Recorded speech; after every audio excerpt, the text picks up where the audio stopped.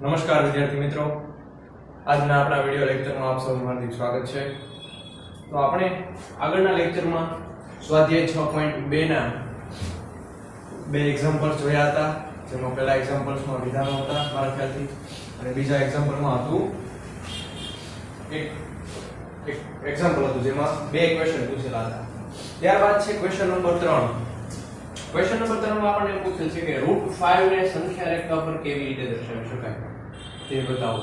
√5 છે વર્ગમૂળમાં 5 અને સંખ્યા રેખા પર દર્શાવવું હોય તો શું કરવું, કઈ રીતે દર્શાવી શકાય એ આપણે સોલ્વ કરવાનું છે, એનો જવાબ આપણે આપવાનો છે। તો સૌથી પહેલા તો આપણે ખબર હોવી જોઈએ સંખ્યા રેખા શું। તો આપણે જ્યારે ગણ વિશે માહિતી મેળવી હતી, જ્યારે જૂથ સમૂહ વિશેની કે પૂર્ણાંક સંખ્યા, પૂર્ણ સંખ્યા, ત્યારે મેં પૂર્ણાંક સંખ્યામાં તમને સંખ્યા રેખા વિશેની વાત કરી હતી કે સંખ્યા રેખા કોને કહેવાય કે જેની પર આપણે ધન પૂર્ણાંક અને ઋણ પૂર્ણાંક અને સાથે સાથે શૂન્યને સંખ્યા રેખા ઉપર દર્શાવ્યા હતા, એને કહેવાય સંખ્યા રેખા। તો સંખ્યા રેખા ઉપર મારે √5 ને દર્શાવવા હોય તો શું કરવું? તો ચાલો એની પહેલા આપણે વસ્તુ યાદ કરી લઈએ। પાયથાગોરસનો પ્રમેય આપણે આગળ જોયો બેઝિક, અને એનો મેઈન કોન્સેપ્ટ ને બધું 10મા ધોરણમાં આવે છે, પણ સામાન્ય માહિતી પાયથાગોરસ વિશેની આપણી પાસે છે તે કે પાયથાગોરસ એટલે શું? તો કર્ણનો વર્ગ બરાબર બે બાજુના વર્ગનો સરવાળો થાય। તો ચાલો આપણે કાટકોણ ત્રિકોણ જોઈએ। આ બે કાટકોણ ત્રિકોણ બરોબર છે। હવે તો કાટકોણ ત્રિકોણમાં કર્ણ કોને કહેશું આપણે? કોણ કહેશું કર્ણ? તો કે આપણે જાણીએ છીએ કે જે ખૂણો કાટખૂણો હોય ને, કાટખૂણાની હંમેશા એક્ઝેક્ટ સામેની બાજુ જે હોય ને એને આપણે હંમેશા કર્ણ કહેતા હોઈએ છીએ। તો આપણને એનો ખ્યાલ આવે, કાટખૂણો આ છે તો કાટખૂણાની એક્ઝેક્ટ સામેની જે બાજુ છે એને આપણે કર્ણ કહીશું। કર્ણ થશે ને કર્ણ। તો કાટકોણ ત્રિકોણનું સૂત્ર યાદ કરીએ ચાલો। તો સૂત્ર શું હતું? કર્ણનો વર્ગ ઇઝ ઇક્વલ ટુ બંને બાજુના વર્ગોનો સરવાળો। બંને બાજુ છે અને એના બેના વર્ગ કર્યા એનો સરવાળો। અહીંયા આપણે બાજુના માપ લઈ લઈએ। આમને આપણે નીચેની જે બાજુ છે ને x બાજુ કહીએ, એનું માપ x કહીએ, આનું y કહીએ, અને આ કર્ણનું માપ આપણે z કહીએ। તો જુઓ નીચેની બાજુ કઈ થઈ? x થઈ, આ જે છે y થઈ, અને કર્ણનું માપ કેટલું થયું? z થયું। તો ચાલો હવે આપણે આમાં કિંમત મૂકીએ। તો પાયથાગોરસનું સૂત્ર શું હતું? ફરીથી યાદ કરીએ। કર્ણનો વર્ગ એટલે કે z નો વર્ગ ઇઝ ઇક્વલ ટુ બંને બાજુના વર્ગોનો સરવાળો। તો બંને બાજુ કઈ કઈ છે? x અને y। તો બંને બાજુના વર્ગ એટલે x નો વર્ગ તો y નો વર્ગ, બંને બાજુના વર્ગોનો સરવાળો। સમજાણું? z નો વર્ગ એટલે કે કર્ણ છે z એટલે z નો વર્ગ ઇઝ ઇક્વલ ટુ બંને બાજુના વર્ગોનો સરવાળો। આવું થશે। હવે મારે મેળવવાનું શું છે? મારે તો કર્ણ મેળવવાનો છે, એટલે હું આને શું કરીશ? z સ્ક્વેર આમ કરીશ વર્ગમૂળમાં, બંને બાજુ વર્ગમૂળ કરી નાખું તો આ x square plus y square છે અને વર્ગમૂળમાં લખી શકાય x square plus y square. સમજાય છે? હવે x સ્ક્વેર z સ્ક્વેર અને એનું વર્ગમૂળ, તો વર્ગ અને વર્ગમૂળ બંને કેન્સલ થઈ જાય તો શું થાય? z વધ્યો, અને આ બાજુ તો કોઈ પણ ફેરફાર થશે નહીં, કારણ કે વચ્ચે સરવાળાનો સંબંધ છે એટલે અહીંયા કંઈ કેન્સલ થશે નહીં। x square plus y square આ મળ્યું આપણને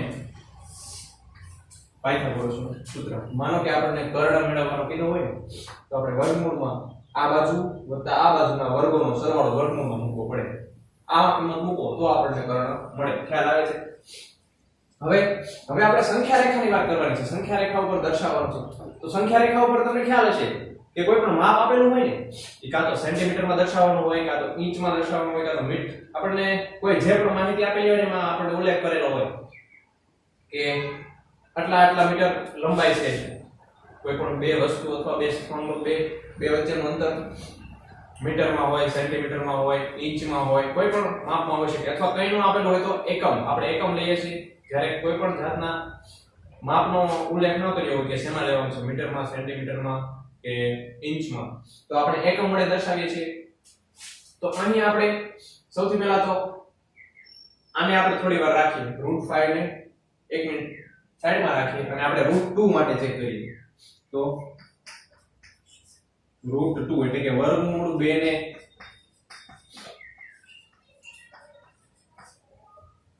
સંખ્યા રેખા પર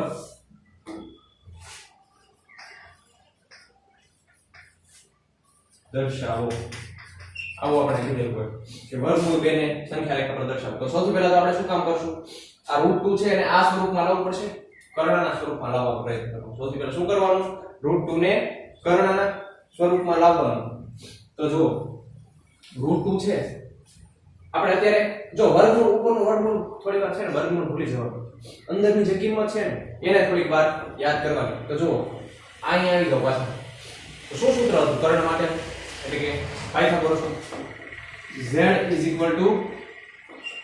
વર્ગમૂળમાં x² y² આવું હતું તો ચાલો સૌથી પહેલા તો આપણે 2 માટે જોવાનું છે તો 2 શું થાય 1 + 1 થાય સમજાય છે 2 બરાબર શું થાય 1 + 1 એટલે 2 થઈ જવાના છે હવે આ સ્વરૂપમાં મારે લખવું છે તો મારે ઈ સ્વરૂપમાં લખવું હોય તો બંને બાજુ હું શું કરું વર્ગ કરું બંને બાજુ વર્ગ કરું જો પહેલા આપણે શું કર્યું કર્ણનો વર્ગ બરાબર એટલે કે 2 નો વર્ગ = 1 નો વર્ગ વત્તા 1 નો વર્ગ હવે બંને બાજુનું વર્ગમૂળ લઈ લો તો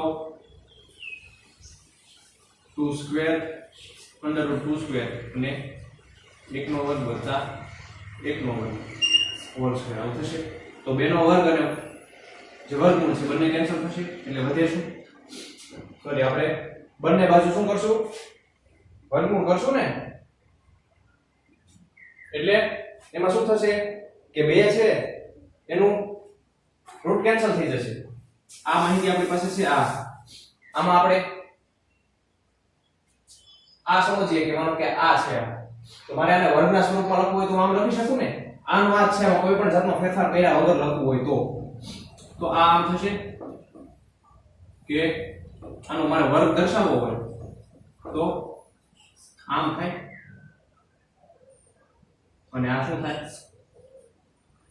1 નો સ્ક્વેર + 1 સ્ક્વેર પરંતુ અહીંયા તો એવું કઈ છે નહીં 2 બંને બાજુ વર્ગમૂળ લેવાનું છે આપણે જે કિંમત હતી એનું બંને બાજુનું વર્ગમૂળ લીધું હતું તો આનું વર્ગમૂળ લઈએ આ તો વર્ગ આપણને મળ્યો આ સ્ટેપ મળ્યો આ તો આનું પણ વર્ગમૂળ એટલે આપણે કોઈ પણ આમાં તમને છે ને થોડુંક કન્ફ્યુઝન થશે આ સ્ટેપ છે ને આ સ્ટેપ સમજી લેજો આ 2 = 1 + 1 આ સ્ટેપ છે કે આ 2 છે z છે અને આ 1 + 1 છે તો હવે બંને બાજુ આપણે અહીં શું કર્યું પછીના સ્ટેપમાં બંને બાજુ વર્ગમૂળ લીધું તો આનું વર્ગમૂળ શું થશે 2 થશે અને આ 1 + 1 એટલે વર્ગમૂળમાં 1 + 1 આવું થશે હવે જો આ મળી ગયું સ્ટેપ આપણને તો હવે આપણે મેળવવાનું શું છે √2 મેળવવાનો છે ને √2 એટલે આપણને √2 મળી ગયો z એ √2 છે z = √2 છે આપણી પાસે અને સામે જો x² એટલે 1 છે અને y² એટલે પણ 1 છે તો હવે આને સંખ્યા રેખા ઉપર મારે દર્શાવવું હોય તો મને ખબર પડે કે x ની કિંમત શું છે અને y ની કિંમત શું છે એ મને ખ્યાલ આવી જાય કમ્પેર કરવાનું છે આપણું સમીકરણ છે આ z વાળું પાયથાગોરસ એની સાથે કમ્પેર કરીએ તો આ છે એ x નો વર્ગ છે જો x નો વર્ગ પણ એનું વર્ગમૂળ છે એટલે આપણે x લઈએ અને આ છે આપણો y ખ્યાલ આવે છે ચાલો હવે આને આપણે સંખ્યા રેખા પર દર્શાવવાનો પ્રયત્ન કરીએ તો સૌથી પહેલા એક સંખ્યા રેખા દોરીએ અહીંયા તો 0 હશે જો ધન સંખ્યા છે એટલે ઋણની કઈ આપણે જરૂર છે નહીં એટલે આ લીધું આપણે 0 ત્યારબાદ x પણ કેટલો છે 1 છે 1 આપણે 1 ઇંચમાં લઈએ જો આને તમે માપ આપણને ઇંચમાં સેન્ટીમીટરમાં કોઈ પણ માપમાં આપેલું હોય એકમમાં હોય કે માપ ન આપેલું તો એકમ કહી શકો પણ સેન્ટીમીટર લેશો ને તો બહુ ટૂંકું આવશે નજીક આવશે અંતર અને આમાં આપણે જો ખાસ યાદ રાખજો આમાં આપણે સાધનોની જરૂર પડશે તો તમે જ્યારે આ એક્ઝામ્પલ ગણવા બેસો ને ત્યારે તમારી પાસે પેન્સિલ સ્કેલ ઇરેઝર પછી કોણ માપક અને પરિઘ આટલી વસ્તુ હોવી જોઈએ કારણ કે એના વગર આ શક્ય છે નહીં એનો ઉપયોગ કરવો પડશે તો આપણે ઇંચમાં લઈએ કારણ કે ઇંચમાં બહુ નજીક નહીં હોય આપણે એમાં ચાપ મારવાની પડશે જરૂર તો જો હાવ નજીક હશે તો ચાપ નથી લાગશે નહીં કેમ કે આપણું પરિઘ હોય ને એ બહુ ન ખુલે સોરી ખુલે હું બહુ ભેગું ન થાય એને અમુક લિમિટ હોય કે એ સેન્ટીમીટર જેટલું કંઈક ખુલેલું હોય તો આપણે 1 સેન્ટીમીટર લઈએ તો 1 સેન્ટીમીટર જેટલી જગ્યા તો ઓલરેડી માં હોય જ છે અમુક ને 1 સેન્ટીમીટર કરતા વધારે જગ્યા હોય છે પરિકરના બે એક આપણે જો પેન્સિલ નાખીએ તો એનો પોઈન્ટ અને પેન્સિલના પોઈન્ટ વચ્ચેનું અંતર 1 સેન્ટીમીટર કરતા વધી જાય છે ઘણીવાર તો એ ચાપ લાગી ન શકે એટલે આપણે અત્યારે ઇંચમાં લઈએ તો આને થોડી નીચે લઈ લો કારણ કે ઉપર આપણે ચાપ મારવી પડશે એટલે સમાશે નહીં તો આ છે 0 હવે x બરાબર 1 છે y બરાબર પણ 1 છે તો x હું 1 ઇંચ લો માનો કે અહીંયા 1 ઇંચ છે 1 ઇંચ બરોબર હવે y પણ કેટલો લેવાનો છે 1 જો અહીંયા આવી જાવ આપણે આ રચના કરવાની છે પાયથાગોરસનો જે કાટકોણ ત્રિકોણ રચના કરવાની છે આ થોડું ઊંધું થશે આ રીતે રચના થશે આપણે જો આ રીતે રચના આ આપણો આ કાટખૂણો સોરી આ ખૂણો થશે કાટખૂણો અહીંયા બનશે આ જે x નું માપ જે છે ને ત્યાં કાટખૂણો બનશે અને આ x થશે આ y થશે અને આ આપણો z થશે આ રીતની આકૃતિ આપણી થશે તો જો x આપણે કેટલો લેવાનો છે 1 જ લેવાનો છે એક આપણે આ 1 ઇંચ થઈ ગયું 1 ઇંચ પછી y કેટલો લેવાનો છે ઈ પણ 1 ઇંચ લેવાનો છે y પણ તો મારે સ્કેલરની મદદથી સૌથી પહેલા તો કાટખૂણો બનાવવાનો છે એટલે જો કોણ માપક યાદ કરો મેં થોડી વાર પહેલા તમને કીધું કે કોણ માપકનો ઉપયોગ કરવો પડશે તો તમારે અહીંયા જે 1 ઇંચ મળ્યું ને આ 0 થી આને o નામ આપી દો આ જે કેન્દ્ર છે એને o નામ આપી દો આને આ એક આવ્યું છે એને a કહી દો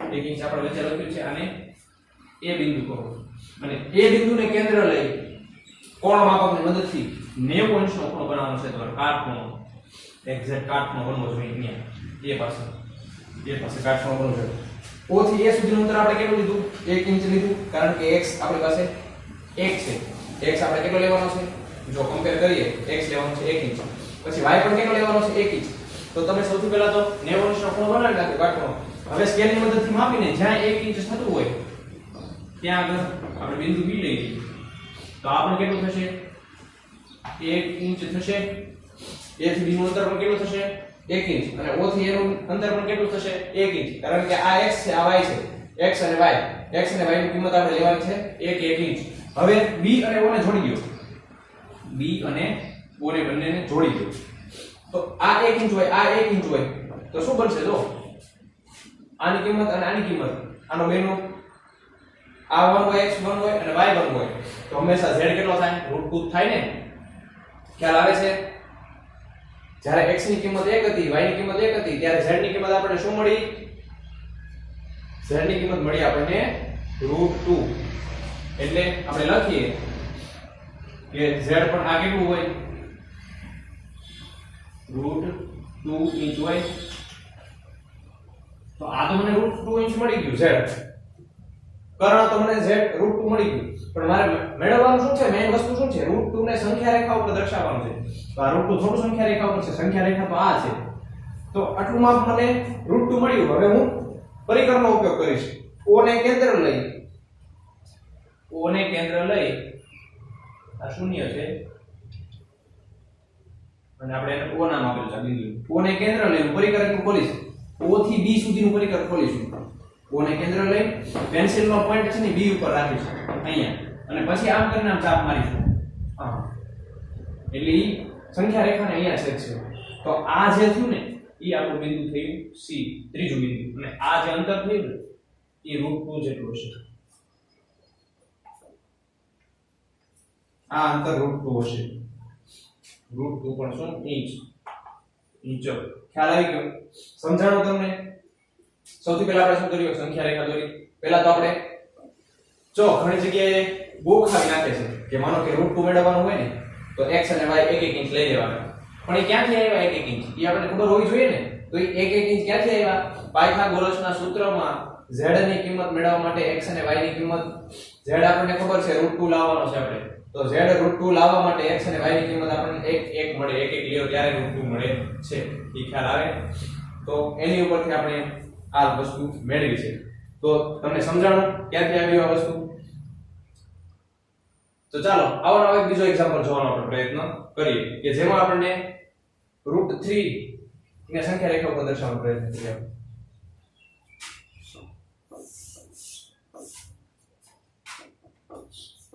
√3 ને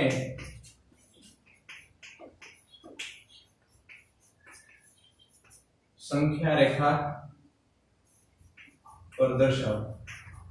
√3 ને સંખ્યા રેખા ઉપર આપણે દર્શાવીએ. તો સૌથી પહેલું કામ શું કરશું આપણે? √3 છે તો x અને y ની કિંમત શું છે આપણે ખબર છે નહીં. તો આપણે √ ની અંદરની જે કિંમત છે એ લેવાની. ખ્યાલ આવી ગયો? 3 છે તો 3 બરાબર શું થાય?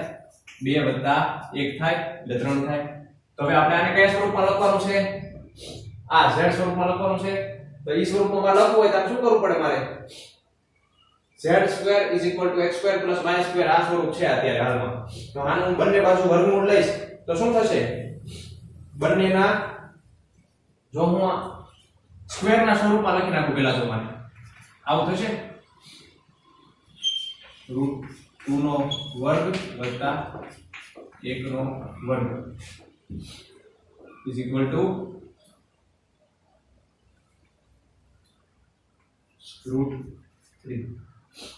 બંને બાજુ જો મારે વર્ગ કરવો હોય તો આ રીતની રચના થાય. 2 ને વર્ગમૂળમાં 2 કરીએ એનો વર્ગ કર્યો એટલે જો આ વર્ગમૂળ ને વર્ગ 2 કેન્સલ થઈ જાય તો વધે શું? 2 વધે. 1 નો વર્ગ કર્યો વર્ગમૂળમાં 1 લખો કે 1 લખો કઈ ફેર પડવાનો છે નહીં. પણ અહીંયા √3 નો વર્ગ એટલે √ અને 2 બંને કેન્સલ થઈ જાય. હવે હું બંને બાજુથી √ કોમન લઈ લઉં એટલે 2 કેન્સલ થઈ જાય. ભાઈ બંને બાજુ વર્ગમૂળ લઉં છું. હવે આનું વર્ગમૂળ લઉં છું ને આનું વર્ગમૂળ લઉં છું. તો વર્ગમૂળમાં √3 નો વર્ગ એટલે શું થાય? √3 આવું થાય. વર્ગમૂળની અંદર આનું વર્ગમૂળ લઉં છું પાછું આખાનું. તો આનું શું થશે? આ તો એમની મત રહેશે વર્ગમૂળમાં 2 નો વર્ગ વત્તા 1 નો વર્ગ આવું થશે.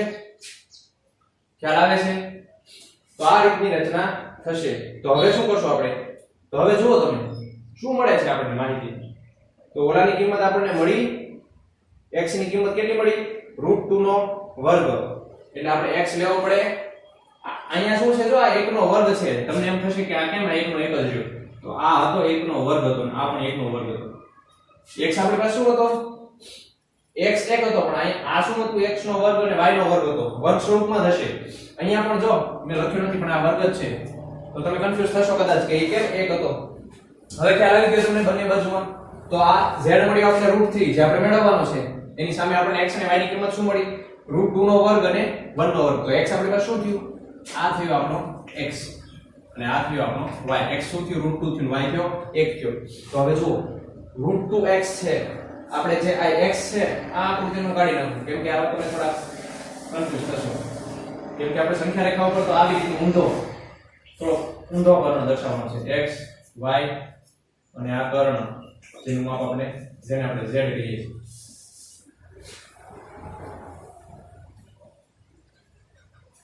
આ છે z.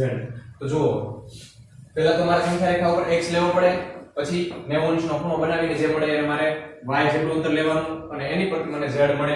તો ચાલો આપણે દોરીએ સંખ્યા રેખા. અહીંયા 0 થી શરૂઆત કરીએ.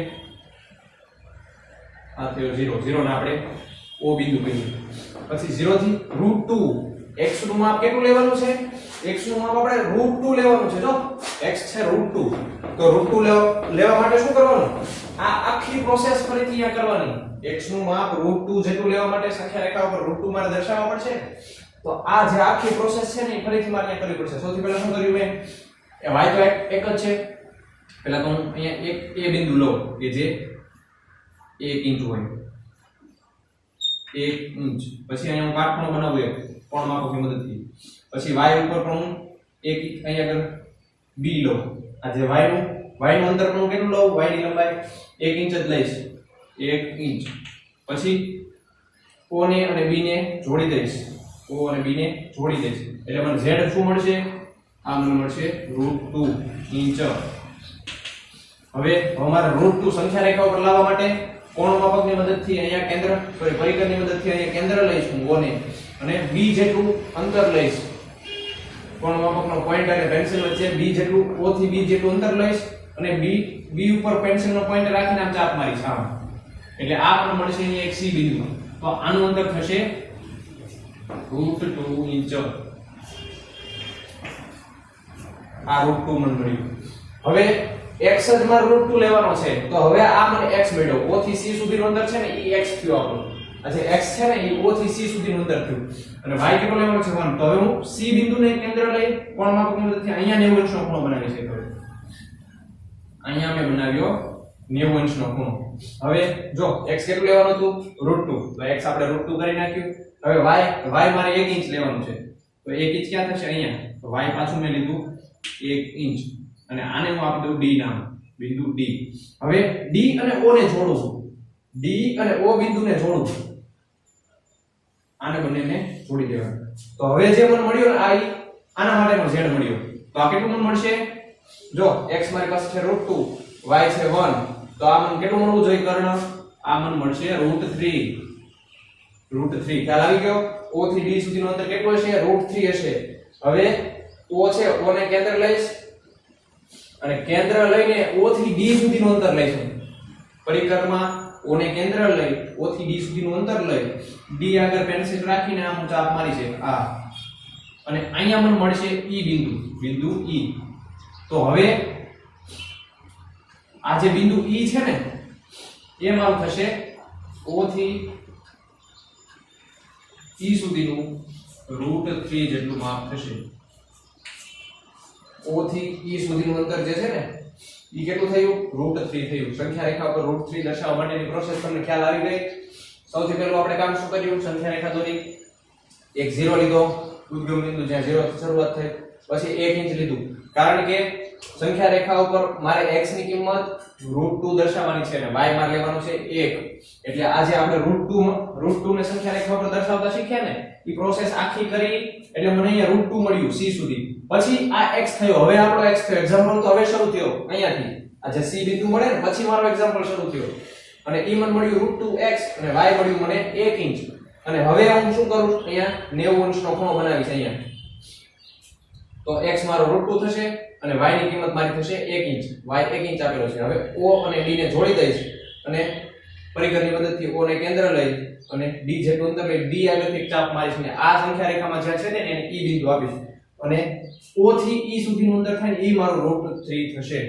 તો √3 દર્શાવવા માટે સંખ્યા રેખા ઉપર કઈ પ્રોસેસ કરવી પડે તમને ખ્યાલ આવી ગયો તો આ થોડું ટફ છે આની કરતા કારણ કે આમાં √2 પણ આવી જશે √3 ની કિંમત મેળવવાની છે તો એની અંદર તમને √2 પણ આવી જાય અને √3 બંને એક સાથે આવશે હવે જોઈએ આપણે આગળનો હજી એક એક્ઝામ્પલ √2 અને √3 જોઈ નાખ્યું તો ચાલો હવે આપણે પાછો આપણો એક્ઝામ્પલ જોઈએ હવે આ બેઝિક જોઈએ આપણે કે √2 મેળવવાનું કે અને √3 મેળવવાનું કે તો હવે તમને એક વાત કહી દઉં કે આ જે √2 ની સંખ્યા રેખા પર દર્શાવો અને √3 ને દર્શાવો આ બંને છે આપણા ટેક્સ્ટ બુક ના ઉદાહરણ નંબર 2 છે 3 છે અને ઉદાહરણ નંબર 4 છે આ ઉદાહરણ નંબર 3 છે જ્યારે ઉદાહરણ નંબર 4 છે ઉદાહરણ નંબર 3 અને આ છે